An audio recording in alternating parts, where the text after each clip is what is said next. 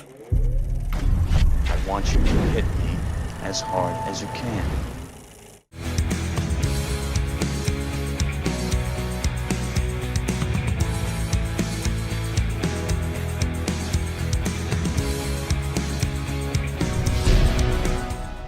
Hey everybody, it's Chris Bumbray here again for JOBLO.com with another Best Movie You Never Saw, and this time we're taking a look at a childhood classic of mine, 3 O'Clock High, directed by Phil Joanou, produced by Steven Spielberg and starring Casey Siemaszko as a hopelessly meek high schooler who finds himself in a race against time when the hulking, seemingly psychotic new transfer student Buddy Revell challenges him to a fight in a high school parking lot when the school day ends at 3 o'clock high.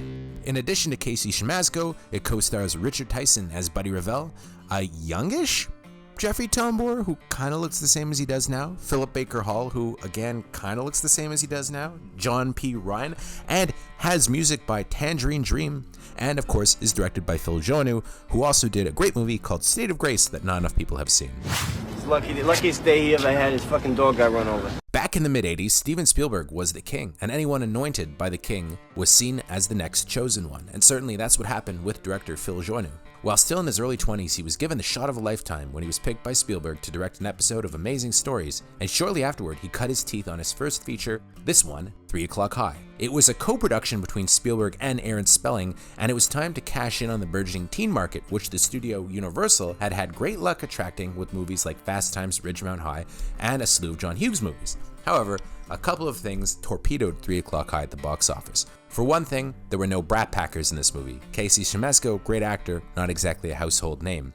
Also, for some reason, Spielberg decided to take his name off of the film, making it seem as though somehow he had lost faith in Joanou, even though the movie itself got really good reviews, and I mean, you watch it, it's a great film. And given the $5 million budget, it probably still turned a profit for Universal thanks to home video and cable sales in the end, but it's a movie that I think is somewhat lost to time these days. Now, what makes 3 O'Clock High such a good movie is Phil Joanou's style.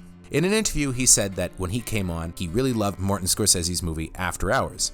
And I quote, "If you compare Scorsese's film with my film, you will see that I was heavily influenced by it as I stole a ton of stuff. In the film, Griffith Dunn is trapped in Soho, and no matter what he does, he can't escape his fate. It's very similar to 3 O'Clock High in that the kid is trapped in high school, and no matter what he does, he can't escape.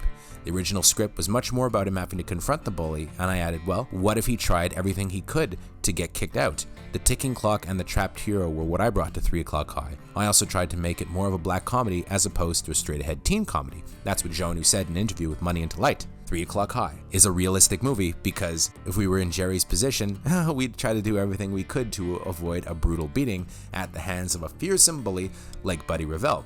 In a way, 3 O'Clock High could have been your typical high school film. I could imagine another version of this film where Jerry's played by somebody like Rob Lowe, James Spader, Andrew McCarthy, or one of the Coreys, and is kind of more action-driven, where he knows he has to face the bully, and he's gonna face him. It's not Rocky. Jerry tries to get out, and he does some pretty bad things to avoid the fight. He steals from the school store and even pays a bully to rough Buddy up, which has disastrous consequences for the bully because Buddy, well, he puts him in the hospital. I think that choosing somebody like Casey Siemaszko, then best known for Tiny Parts and Stand By Me and Back to the Future, couldn't have been a better choice. Meekness is the key to Jerry's character, and Siemaszko looks like an unassuming guy. He's perfect as the overachiever who, nobody really hates. He's nice enough and not terribly awkward. He's not a geek, but he easily blends into the background and gets pushed around. Siemaszko feels like he could be that guy. I mean, that's the kind of guy I was in high school, and I guess in some ways it's not hard for me to relate to this movie on some level. Siemaszko's performance is one of the few times I can watch a high school movie and think, oh yeah, I mean, that's kind of what it was like. Richard Tyson also is iconic as the fearsome Buddy Revell. I mean, he's a scary guy. Look at him. But you know what? Revell's kind of layered in some ways. He seems like your typical bad guy with a reputation that's made everybody terrified of him, but there are hints that he's a more conflicted guy underneath. My impression of Buddy is that he's a guy that people have pigeonholed his whole life as a thug, and he's fine living up to it. And the conflict between Jerry and Buddy makes 3 O'Clock High a classic.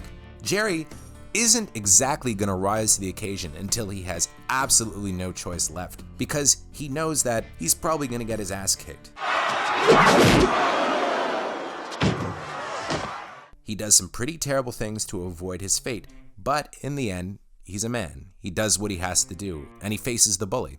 This movie in some ways was kind of remade with an Ice Cube Charlie Day movie called Fist Fight, but man, it really did not have what 3 O'Clock High did. And the fight, of course, was nowhere near as intense as the fight at the end of 3 O'Clock High, which is probably the best one that I've ever seen in a teen comedy. I mean, it's nuts. Joanou frames the entire movie like it's high noon, with constant close-ups to clock, and it works as a thriller in addition to just being a teen drama or comedy. There really is no way out for Jerry in this movie, and you feel after a certain point that, you know what, maybe there shouldn't be a way out. Siemaszko and Tyson are pitch perfect, and the supporting cast is similarly good, with Anne Ryan very likable as Jerry's wacky but loyal and highly likable girlfriend. Stacey Glick also plays his younger sister, and it's nice to see on-screen siblings that aren't feuding in a cartoonish way and genuinely seem to like each other. And John P. Ryan is also very sympathetic as the school principal. Also watch out for Mitch Pileggi in a small part. I should also mention there's a terrific soundtrack by Tangerine Dream, although apparently some of the score was jettisoned, with Sylvester Levay scoring some of the big moments like the final fight, and the final fight music cue is pretty bitchin'. So while 3 O'Clock High barely made a peep in theaters, many of us 80s kids grew up watching it. I remember my parents renting it when I was like 7 years old and loving it and watching it over and over again, and I suspect it holds a special place in the hearts of many of our readers. It's a movie that, for some reason, hasn't really become part of the conversation when it comes to teen movies of the era, but for my money, it's pretty near the top of the list and holds up a lot better than some of the ones that we think of as classics. There's no reason to post think pieces revisiting the tortured legacy or the complicated legacy of 3 O'Clock High, because you know what? It's actually aged a lot better than the John Hughes movies. If you're kind of burnt out in those movies and you want to see a legitimate 80s teen classic, check out 3 O'Clock High. It may not be in the Criterion Collection, but you know what? Maybe it should be. Break his face! Rip his head off! Don't fuck this up, Mitchell!